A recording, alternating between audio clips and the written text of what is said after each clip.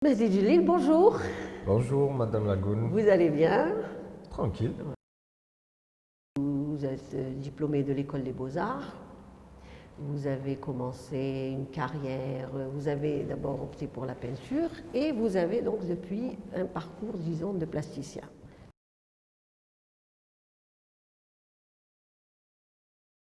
En fait, à quel moment vraiment, ou à l'occasion de quel événement et dans quelles conditions, dans quel contexte, tu as commencé à exprimer ta vision des choses par la peinture?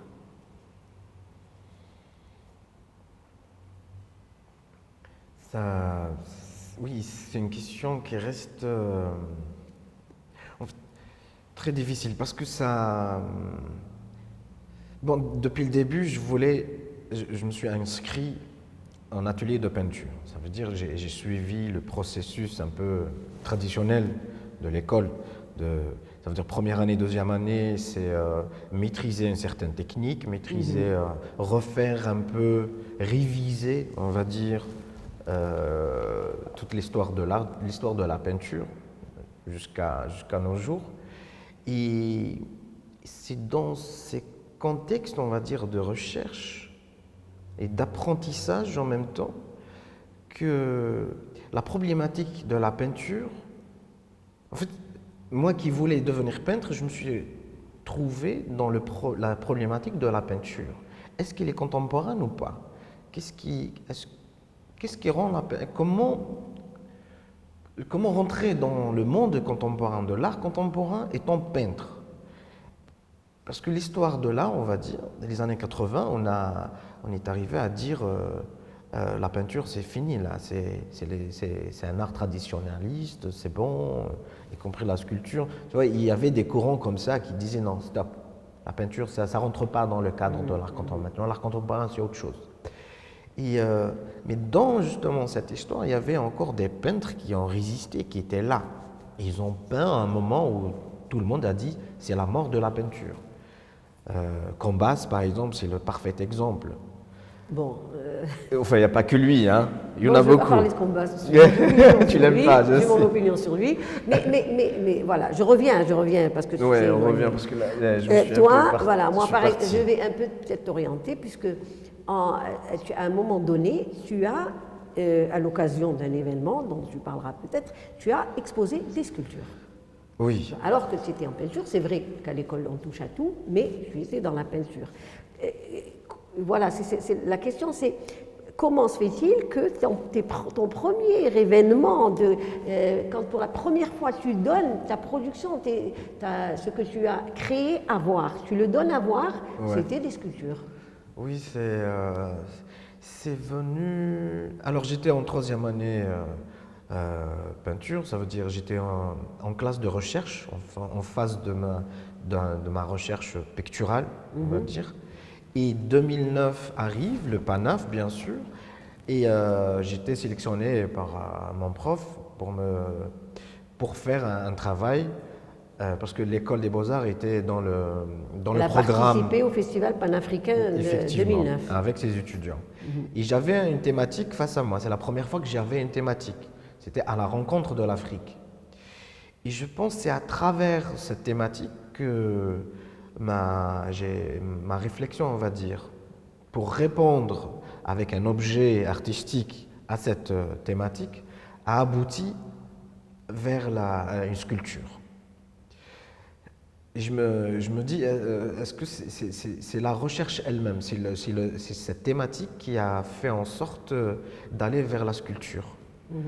Je ne pouvais pas répondre ou la traduire ce que j'avais comme image uniquement sur la 2D, on va dire en En deux peinture. dimensions, Parce comment que j'avais fait deux tableaux à côté, mais ça ne répondait pas réellement à la thématique. Dans le sens où j'étais toujours dans la recherche graphique, où j'étais dans le monstrueux, j'étais toujours dans le monstrueux. C'était trop dur pour moi de présenter, de répondre à cette thématique à travers ma peinture. C'est pour ça que je suis parti vers la sculpture et pour revenir Et ça continue jusqu'à maintenant, hein. Finalement, j'ai un process. C'est là où ça s'est défini. En 2009. Je commence à peindre. Je commence sur la 2D. Et finalement, la sculpture, elle vient comme Elle s'est synthétiser. Elle vient toujours, à chaque processus, à chaque période on va dire, de mon process créatif, j'arrive toujours, ma peinture appelle la sculpture. Et ces sculptures sont construites d'une manière, en fait, j'avais suivi une démarche toute bête, voilà, amasser de l'image déjà. Et, et après, j'ai retiré à travers toutes ces images comment dire, comme un mot d'ordre dans l'art africain. On travaille avec la récupération déjà. Oui. Avec rien du tout, on construit une Tout à œuvre, fait, que ce soit de la terre, que ce c'est une soit des caractéristiques de l'art voilà. africain. Et toujours dans cette dimension, je me suis dit, alors, maintenant, je suis passé vers autre chose. Qu'est-ce qui nous unit tous, que ce soit du nord au sud, de tout le continent africain? J'ai commencé à voir. Je suis tombé sur les greniers. Un fil conducteur qui nous réunit tous. Finalement, c'est le grenier. C'est le grenier où on préserve le grain. Et ça m'a ramené aussi vers, on va dire, la Kabylie. C'est pour ça que je les ai appelés Ekhoufi, Ekhoufen. C'est le grenier aussi, c'est une forme de grenier, et fait à base de terre. Mais tu retrouves ça dans toute la Et j'ai gardé cette dimension de la terre, du coup. Je suis resté sur la terre. Je me suis dit, alors, premier matériau, il me faut de la terre. Voilà, c'est vrai. C'est vrai qu'elles étaient en terre. Et après, voilà, il me faut de la terre. Et de la terre, le grenier, ça veut dire qu'il faut construire, me faut une structure. En fait, c'est cette réflexion qui m'a amené vers la sculpture. C'est à travers cette réflexion, on va dire, cette démarche, ces recherches, que j'ai quitté mon support qui est la toile, on va dire. Je me suis dit non, je ne peux pas répondre parce que je vais aller peindre des greniers et tout ça, non, ça ne peut pas marcher. Je me suis dit alors, je vais construire quand même des greniers, mes greniers à moi, avec mes petits personnages, mais qui crient, et qui en ont marre, en plus ils sont vides. Voilà, j'aimerais que tu focalises, merci, voilà. Excuse-moi, j'aimerais que tu focalises sur l'élément, parce qu'on l'aura en face de nous, on le voit, j'aimerais bien que tu nous expliques un petit peu ces formes-là. Ce sont des personnages, c'est pas un grenier qu'on a vu quand tu as exposé, qui sont plus ou moins quand même déformés. C'était la première fois qu'on voyait ces formes voilà, chez toi. D'ailleurs, c'est toi qui m'avais appris la mise en image, parce que je suis parti, après toute cette réflexion, j'ai trouvé mes matériaux, il me les faut, et c'est toujours cette dimension symbolique, hein, je parle toujours, parce que la terre aussi, c'est ma mère qui me dit il faut la terre la plus noble et la plus saine, la plus propre, c'est la terre que les fourmis rejettent. Tu vois, quand elles construisent, les fourmis, ils ont une sorte de dôme comme ça.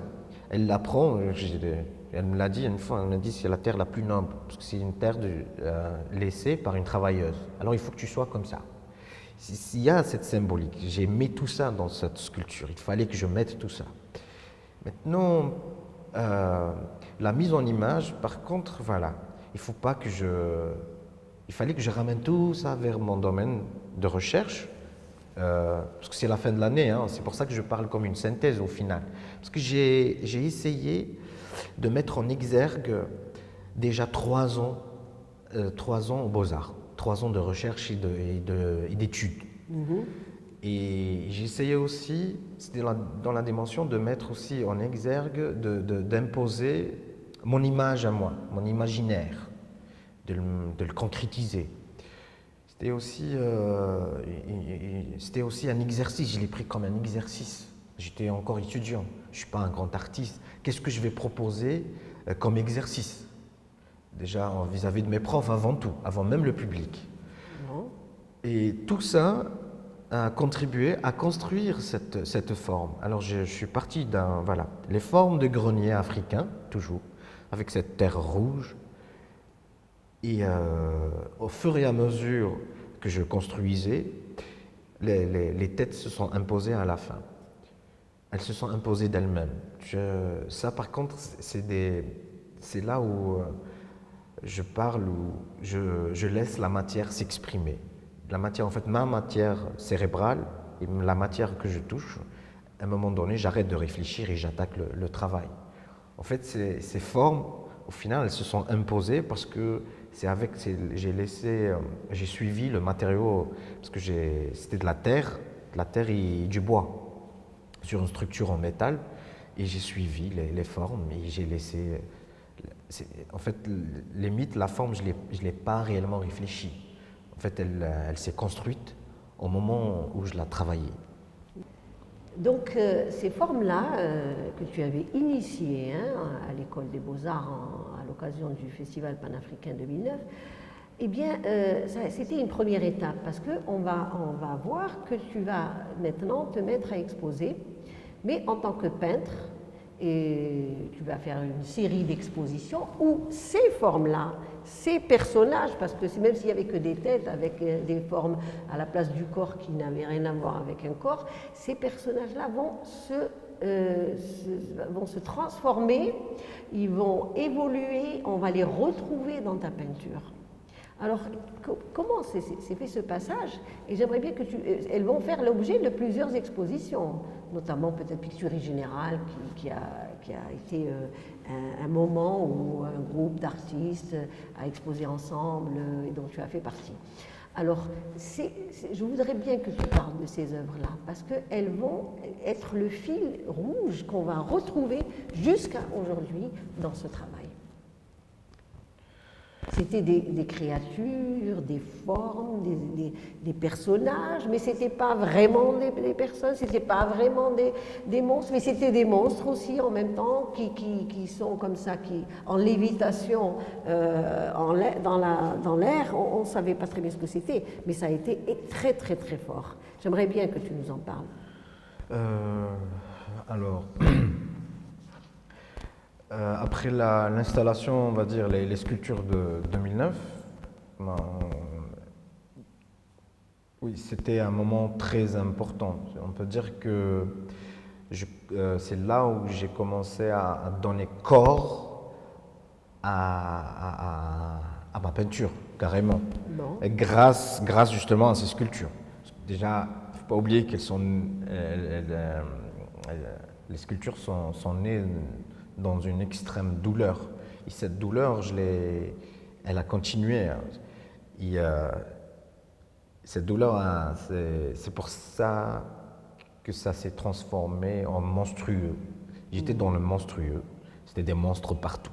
Des monstres en lévitation, des monstres dans l'air, sans aucune attache, sans rien. C'était... je ne sais pas comment l'expliquer en fait. Ça reste dur. C'est ce qui représente un peu toute ma période de 2009 jusqu'à maintenant. Elle est riche et je produisais beaucoup d'ailleurs, mais toujours avec acharnement, avec colère, beaucoup de colère. C'est ce qui a fait, c'est mon environnement, c'est Alger, c'est l'Algérie, c'est le monde, c'est la douleur, les déceptions surtout, déception des révolutions. Tu vois, je délirais sur ici et ailleurs. En fait, moi, je voulais t'amener, c'est bien parce qu'elles ont débuté, disons, avec les sculptures, et on est maintenant dans cette peinture que tu t'es mis à faire juste après. Mais c'est vrai qu'on sent qu'il y a une douleur, qu'il y a une colère, parce qu'ils sont agressifs, c'est des créatures monstrueuses qui sont là dans un espace perdu et c'est dur à voir, mais en même temps ça fait un effet sur celui qui regarde, sur celui qui s'intéresse à ça. On sent quelque chose, on sent un discours, parce qu'il y a toujours un discours. Et je crois que quand tu as commencé à faire cette peinture, tu as pensé à évoluer vers autre chose. Ce dont j'ai parlé, moi, à un moment donné, c'était ce regard sur l'homme. Parce que c'était des hommes, je veux dire des hommes dans le sens de l'humain. c'était des hommes ou des femmes, on ne savait pas parce que c'était pas sexué, mais c'était des créatures comme ça incroyables qui font peur, qu'on n'a pas l'habitude de voir. C'est la rupture totale avec l'harmonie, avec l'esthétique, un petit peu du beau à laquelle on est habitué dans la peinture aujourd'hui, mais qui choque. Et qui choque, ça je pourrais peut-être le mot-clé. Est-ce que tu as voulu choquer? Est-ce que tu as voulu faire prendre conscience? Qu'est-ce que tu as voulu mettre dans ce travail? En fait, je voulais qu'on me voie, qu'on me regarde. Bon, c'est intéressant. Ça. Je voulais que j'existe. Je voulais c'est vraiment, je les ai faits dans cette dimension. Regardez-moi, regardez ma détresse, ressentez ma colère, ressentez mon dégoût envers déjà l'autre. L'autre, il peut être pluriel, hein. Il peut être même moi-même. En fait, c'est une partie un peu... C'est la partie dégueulasse. Je rebondis sur l'homme, parce que tu as parlé de l'homme, mais je crois que dans ces travaux-là, tu avais concentré toutes ces choses. C'est l'homme sale, c'est l'homme affreux dans ses idées, dans ses actes, dans l'homme que je vois tous les jours là dans les rues. Et en même temps, c'est très complexe. Je reviens. Mais je suis toujours dans l'humain. Je reviens à cet élément qui est déterminant dans ton travail, c'est l'homme, l'humain. Mais cet humain que tu critiques, puisque tu lui fais porter vraiment, déjà dans ses formes, tu lui fais porter toute cette négativité. Mais je pense que c'est une expression là que tu formules autour de tout ce qui est les vanités, les attitudes de l'homme dans la construction de son environnement. Quand je dis environnement, c'est un environnement économique, politique, culturel, social, tout ce qu'on veut dire. Donc toute cette dureté, toutes ces erreurs de l'homme, ces vanités qui le marquent, on les retrouve dans ce travail, en fait. C'est pas que je sais pas, mais je retiens le mot que tu dis, c'est pour exister. Est-ce c'est aussi pour exister en tant qu'artiste dans cet environnement? Oui, parce que en fait, je revendique justement ce statut déjà d'artiste, mais en tant qu'individu. Je sépare pas l'artiste de l'individu. C'est un seul corps. Mais cette critique aussi, c'est une critique directe envers celui qui est en haut. Enfin, c'était dans cette dimension aussi. C'est ce qu'on appelle l'élite. Oui, cette élite, moi j'avais face à moi une élite perverse qui a déjà été pervertie, ça fait des années. Et je voyais un peu toute cette ambiance un peu... Parce que l'élite, elle est censée normalement construire le beau, rendre le quotidien moins affreux à celui qu'elle sert. Et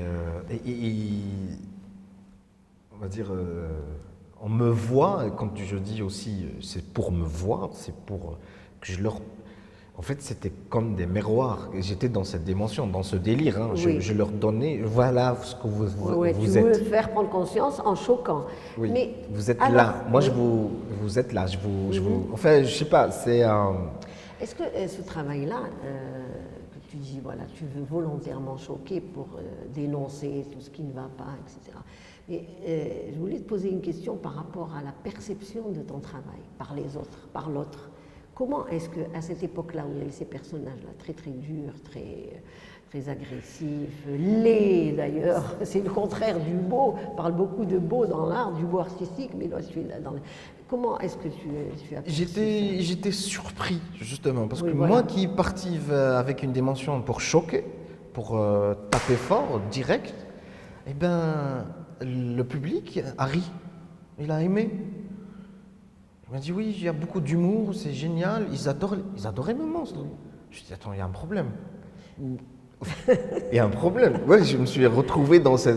Non, mais c'est très intéressant, tu vois, c'est très paradoxal. Parce qu'on se dit, oh là là, c'est horrible, c'est dur. Et ça m'a pris du temps aussi. Je me suis réfugié direct dans mon atelier. Je me suis dit, attends, il y a un problème. Moi qui voulais choquer, ça m'a réveillé des trucs. Mais non, le public a adopté mes monstres directs. Comme quoi, on n'est pas toujours sûr du public, tu vois. Mais peut-être que le fait de se retrouver dans ces choses-là, vous savez, tu sais très bien, on touche à un élément qui revient souvent dans l'art algérien, c'est la dérision. C'est la dérision. Il y a beaucoup d'artistes qui sont dans la dérision, c'est-à-dire on se moque de nous-mêmes. Finalement, oui, c'est le grotesque qui m'a permis de le faire. C'était comme une protection. Finalement, je suis parti vers le grotesque pour me protéger. Oui. C'était une manière de faire passer, parce qu'à travers le rire aussi, on arrive quand même à faire passer certaines idées. Oui. C'est à travers la caricature, oui. parce qu'il n'y a pas mieux que la caricature, et justement notre rire à nous, notre dérision, que ce soit dans le cinéma, dans la littérature, théâtre, dans notre vie de tous les jours. C'est en rigolant qu'on fait passer certaines choses, même des idées. En fait, les mythes, au final, cette manière enfin, le côté caricatural et du grotesque, ce burlesque, ce bouffon-là, je me suis accaparé du personnage du bouffon dans la dimension où c'était le seul qui avait le droit de faire des blagues, même sur le roi. Sur le roi, pour le roi. Effectivement. Il avait les secrets du peuple et les secrets du palais royal en même temps. Je l'ai pris comme je me suis protégé derrière pour pouvoir justement dire « regardez-moi ». Maintenant que ces œuvres-là, qui étaient quand même encore dans disons cet aspect un peu cru, un peu direct de la critique, elles vont évoluer. Donc tu vas exposer un peu partout, je ne sais pas si on peut les citer, bon, on n'a pas le temps, mais on va voir quand même les images. Et puis aujourd'hui, nous sommes en 2020, et dans cette exposition, on s'aperçoit que tu as vraiment eu un parcours à partir de ces premières expositions c'est une maturité pour moi. Je vois que la pensée et ton travail ont mûri pour aboutir à ce qu'on voit aujourd'hui. Et aujourd'hui, on a des œuvres qui sont quand même assez éloignées, pas complètement, de ces œuvres, de ces peintures que tu avais exposées dans les années première moitié des années 2000, disons. Oui. Et on a des œuvres autour de nous qui sont aussi peuplées de personnages qui ne sont pas très clairs, puisque ce sont des corps sans tête, des corps qui évoluent dans l'espace, mais il y a comme un regard plus doux, un regard plus tempéré, un regard qui parle, qui est toujours critique, il est toujours critique, mais il a pris un aspect plus, je dirais, plus tolérant peut-être. Qu'est-ce que tu en penses, toi? Comment tu nous en parlerais? Le point de départ, c'était Picturie 2 à la baignoire. J'avais exposé 2 têtes en terre cuite. Là, je suis encore revenu vers la sculpture. Oui. Et le point de départ, en fait, j'avais exposé 2 têtes de bouffon. En fait, c'était là où il fallait que je sorte du bouffon, de ce personnage que j'avais mis en avant pour me protéger. Je suis arrivé à une étape où je me suis dit non. Là, il va finir par me bouffer. En fait, j'ai coupé. Là, j'ai coupé les 2 têtes, je les ai présentées sur une assiette. Oui, c'était ma tête.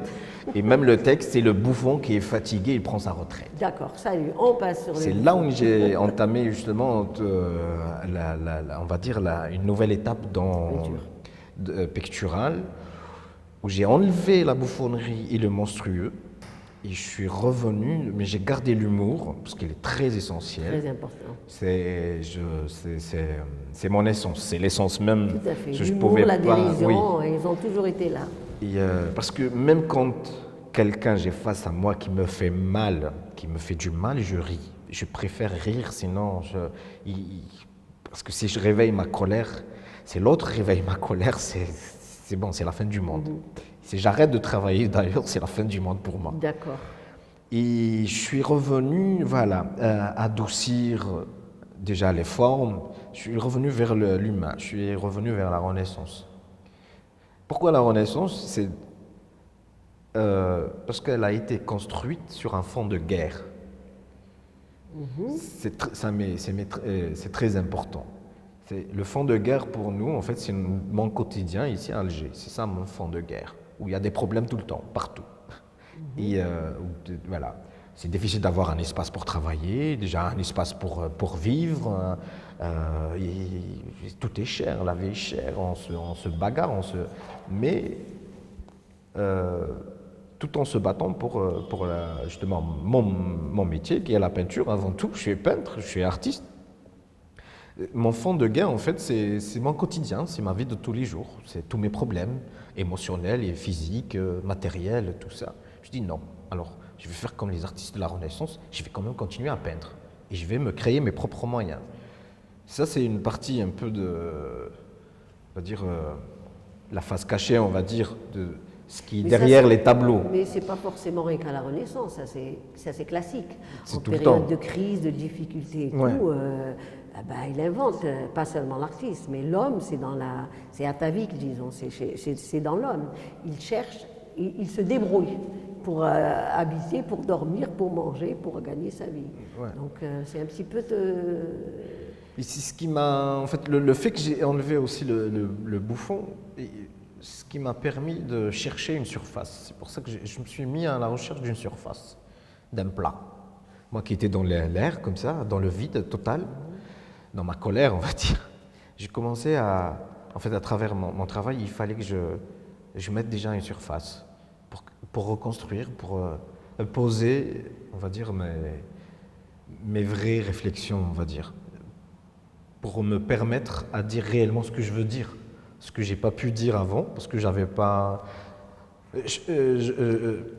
le droit de dire tout ce que je pensais, parce que ça pouvait rapidement se retourner contre moi. C'est pour ça que j'avais pris le bouffon pour me défendre. Je le mettais en avant. Oui, c'est classique. J'avais peur que, l'humour permet de faire passer parce les que choses, tu l'as dit jeune tout à l'heure. artiste, tu viens juste de sortir d'une école d'art, je pouvais pas ouvrir ma gueule comme ça. Mais, on revient à ce que tu as exposé, ce qui est aujourd'hui là devant nous.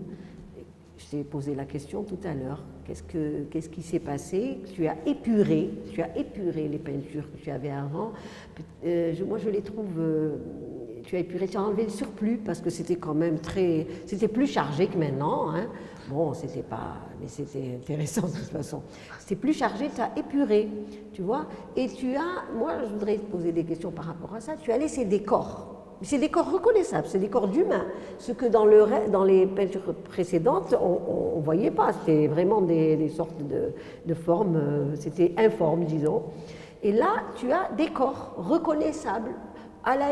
On pourrait dire même beaux, parce que tu les as vraiment travaillés. On voit les corps qui se déploient dans l'espace. C'est déjà, tu es presque dans des normes classiques, tu vois, parce que tu as parlé de la Renaissance, des corps nus, etc. Et en même temps, tu mets cette touche qui intrigue, tu vois. Ils n'ont pas de tête, ou ils ont quelque chose d'informe et de bizarre à la place de la tête. Il y a des chaises qui leur rentrent dans le corps. Il y a plein de choses comme ça. Donc moi, je voudrais bien que tu nous parles de ce qui a de nouveau. Peut-être c'est difficile pour toi de parler de ce que toi-même tu as apporté de nouveau. Mais comment tu perçois ça par rapport à ton parcours jusque-là? En fait, je quitte peu à peu le trip. Parce que j'étais dans les tripes. Avant toute cette période, on va dire, jusqu'à 2020, j'étais dans les tripes. J'étais toujours dans la colère. Oui, c'était chargé. Ça a beaucoup de couleurs, enfin, beaucoup de contrastes surtout. C'était fort. Et là, j'essaye de monter un peu vers le mental, vers la tête, vers ma tête. J'essaye d'élever un peu, de quitter un peu les tripes. Oui. Et d'essayer, voilà, de contrôler ma colère, de contrôler parce que Autrement dit, si on pouvait en parler des peintures précédentes et de ça, c'est un art beaucoup plus. Ce sont des œuvres plus pensées que celles que tu avais fait avant, du point de vue intellectuel. Effectivement. Elles sont plus réfléchies, je me pose de plus en plus, je prends plus de recul, je peaufine plus mes recherches. En fait, j'appelle ça un débroussailler. Je suis en train de débroussailler ma tête. Oui, c'est intéressant. Je taille. Ça, c'est mon père qui me dit, voilà, un arbre, surtout un olivier, il faut bien enlever certaines branches, même si elles portent bien, mais à un moment, il faut bien les enlever pour laisser respirer l'arbre. Il faut qu'elle Et s'aère. dans ce travail, il y a quand même un monde agréable. Il y a quand même l'harmonie. On ressent ça quand on regarde. On est moins choqué que par ce que tu faisais avant. Est-ce que c'est volontaire et à quoi ça correspondrait? L'espoir d'un demain meilleur. Et il m'a remise en confiance envers l'humain. Parce qu'à un moment, je suis arrivé à ne plus faire confiance même pas en moi-même. J'étais aussi dans une période de doute où je doutais de mon propre travail, de moi-même. C'est dur aussi de remonter ça et de se redonner du souffle. Et de donner aussi du souffle chez l'autre, de croire en l'autre. Autrement dit, maintenant, tu nous proposes un monde où tout n'est pas horrible. Oui. Il y a quand même toujours un peu d'espoir. Espérons que ça va continuer. On ne va pas conclure sur ça. J'aurais voulu faire la conclusion sur ça, mais il faut absolument que tu nous parles de ces sculptures. Qui, là, c'est vrai, si on regarde les couleurs, on retrouve ce même monde. Hein. C'est des couleurs chaudes juxtaposées à des couleurs froides. On les retrouve. Mais à quoi correspondent ces sculptures qui sont là, debout, plutôt rigides par rapport à tout le mouvement qu'on a dans les peintures?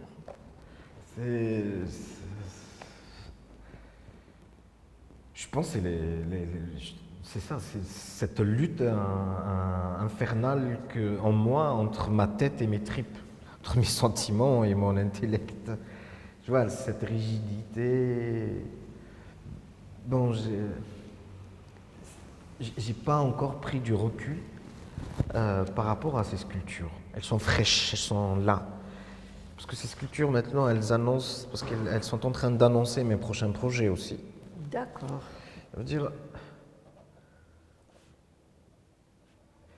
il y a les sculptures aussi, elles sont là pour affirmer peut-être cette démarche, ma démarche, dans le sens où après une production picturale sur le mur, on va dire, à chaque fois je fais ça, après une longue production, c'est comme des croquis, peut-être, je ne sais pas, ça aboutit toujours à une installation.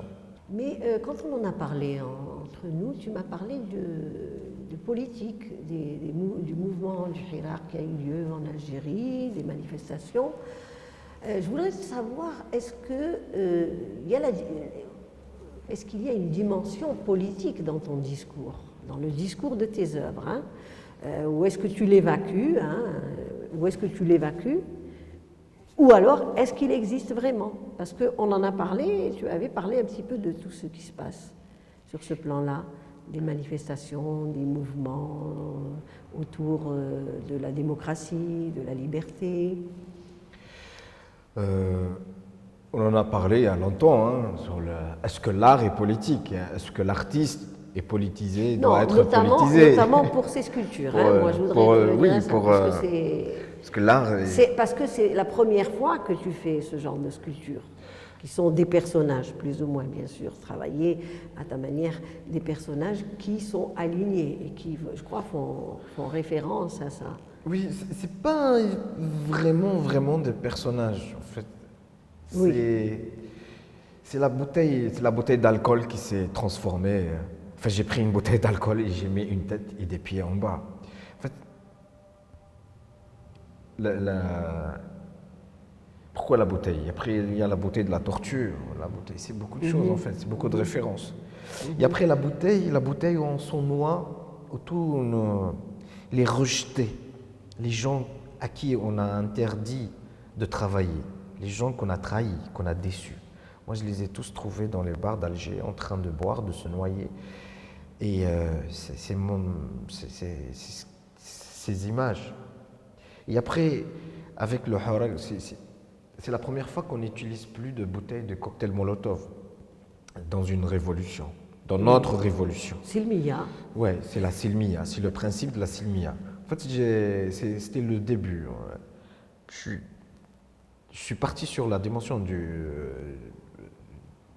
cocktail Molotov, parce que j'ai vu même ça avec les événements qui ont secoué la Kabylie à longtemps. J'ai découvert que durant 88, on a utilisé le cocktail Molotov aussi. C'est la première fois qu'on l'utilise en Algérie.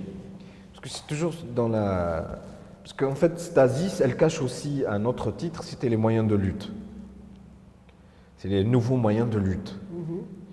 Quelque part aussi, Stasis, cette expo, c'est une réflexion sur cette dimension de lutte des libertés, toutes les libertés. Oui, là, tu as vraiment tu as répondu à la question. Ouais. Parce que le titre de ton exposition, en fait, il englobe tout ça. Oui. Le politique, le social, Effectivement. Tout ce qui se passe aujourd'hui, Voilà. c'est très dans l'air du temps, c'est-à-dire ce qui se passe chez nous.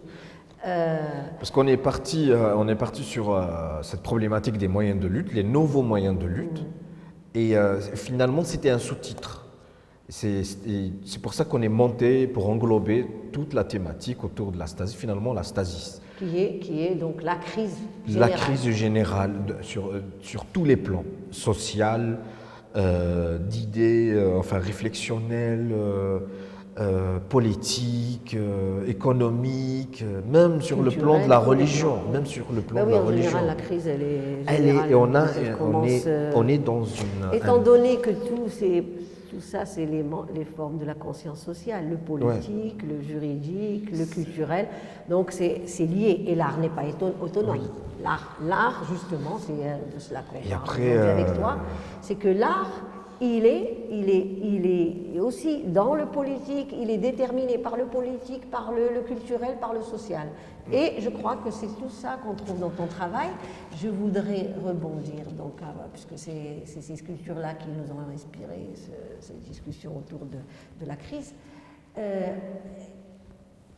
Quelle est la place que représente, c'est quoi la métaphore de la chaise ou la symbolique de cette chaise qu'on retrouve dans certaines œuvres? C'est le pouvoir. C'est le pouvoir, tous les pouvoirs, le pouvoir despotique, tous les postes de responsabilité aussi, parce que c'est une machine. Ouais, le petit simple directeur là, qui mit son nom en lettres dorées, ça monte jusqu'en haut. Et après, pour moi en tout cas, jusqu'à maintenant, je l'ai déjà dit auparavant, quand tu reviens vers l'histoire de l'Algérie, tu trouves qu'elle est construite sur rien du tout, mais ça tient quand même. C'est comme cette chaise vide. Enfin, construite sur rien du tout, n'exagérons rien. Enfin, sur les bases, elles sont fragiles. C'est pour ça qu'on est dans cette stasis. Hein, parce que tout est, par exemple, et même les postes, tous les postes importants, on va dire, des administrations, y compris, par exemple, dans les universités, tout est politisé. C'est des postes politisés. Le recteur de l'université, c'est un poste politisé. Or que non. L'université, c'est une université. Elle est censée produire des génies. Pourquoi tu fous de la politique au sein... enfin, tu vois, tous les postes de direction, il y a tout est politisé. Une présence importante, du moins, je veux dire, métaphoriquement, dans ton travail. Une dimension politique. Je veux dire, une pensée par rapport au politique. Une critique oui, politique. Métaphoriquement parlant, oui. Dans ton travail. Oui, mais direct ou pas, je ne saurais le dire. Mais, non, ça n'est pas direct, ça n'est jamais direct dans l'art. C'est toujours un discours... Mais j'ai récupéré la chaise comme symbole, même la chaise trouée, qui est un peu c'est la chaise des rois. C'est le cabinet des rois, c'est pas le trône. Du coup, mais la chaise, c'est comme stasis d'ailleurs, c'est un terme qui n'a pas changé vraiment de sens. C'est un mot grec, il est resté tel qu'il est. Et la chaise, en fait, le trône, il est resté au jour d'aujourd'hui le trône, le centre du pouvoir. Là où le dissident, on va dire, celui qui décide, c'est la chaise du pouvoir, c'est tous les pouvoirs. Bon, je crois qu'on a fait le tour. Je ne sais pas ce qu'il y aura après. Peut-être que tu vas encore transformer tous ces regards-là. Mais on peut conclure déjà sur l'idée que dans ton travail, je crois que tu toujours une charge critique vers ce qui t'entoure, vers le monde, dans ta vision du monde, et que cette critique qui est très forte, mais que tu désamorces quand même pour les spectateurs, pour les gens qui vont voir ton travail, que tu désamorces par quand même cette touche de dérision tendre, je dirais, un peu plus tendre, un peu plus douce, qui permet donc de se réconcilier un petit peu avec le monde.